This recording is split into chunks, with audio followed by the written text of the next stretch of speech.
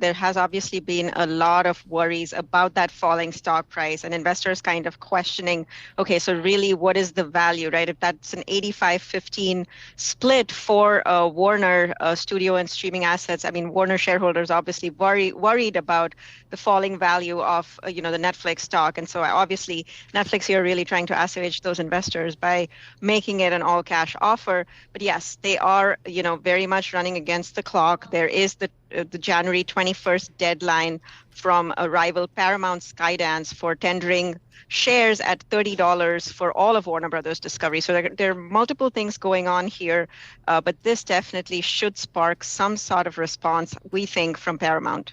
Geetha, it feels like we're getting one escalation after the other in this bidding war. Do you think that proposing an all-cash offer could actually expedite the closing of this deal by Netflix, or do you expect that Paramount will fight back again? We definitely think that Paramount will fight back because for them, the cost of not doing the deal is definitely greater than it is for Netflix. Paramount is in a very dire situation. They need these assets very, very badly.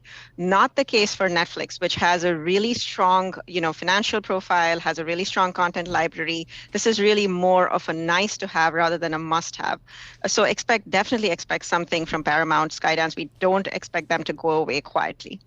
We don't expect them to go away quietly, but there's a real question mark here because Paramount Skydance's bid for Warner Brothers Discovery assumes that the value of the legacy cable channels is zero.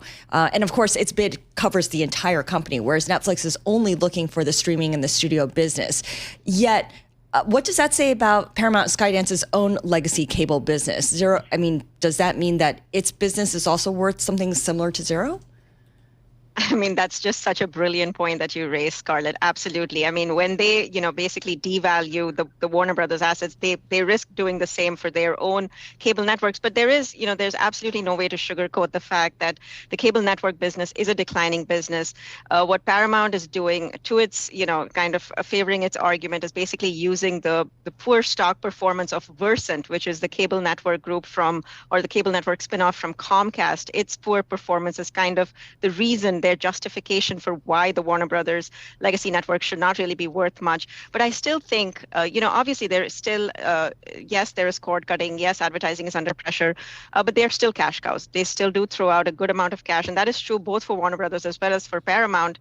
And obviously Paramount still sees a lot of, rationale in kind of combining those two portfolios, Paramount's own cable networks along with Warner's, to kind of just stem that whole melting ice cube argument.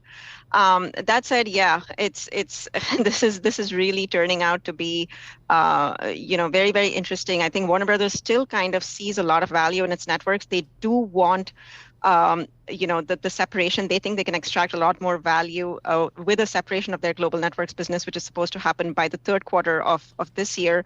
So again, it's still a wait and watch, but I think at this point, Scarlett, the ball is definitely in Paramount's court. Geetha, not too long ago, Bank of America said that this bidding war is reshaping the broader media industry. What are the consequences of it for the broader media industry, do you think? And what kind of precedent does it set for future media company acquisitions?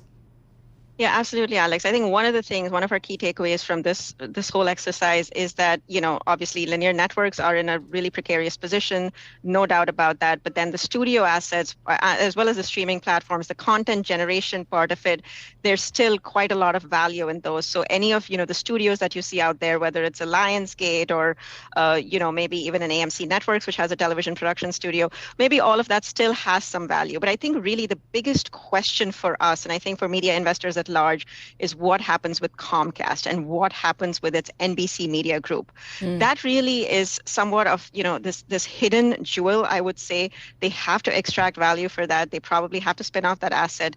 So I think everybody is really super focused on what they do next. Okay, so in terms of what happens next, we are waiting to see if Netflix actually does revise the term of its offer to something that's all cash. And then on the Paramount Skydance side, you said the deadline is coming up for the tender offer. When is that exactly? Jan 21st. Jan 21st. So next Wednesday, we'll get a sense of whether shareholders are in favor of it. And what do we think is the reception right now? Very, very poor. The last we heard, only about 2% of outstanding shares had been tendered. So really, shareholders still kind of holding out for that sweetened offer.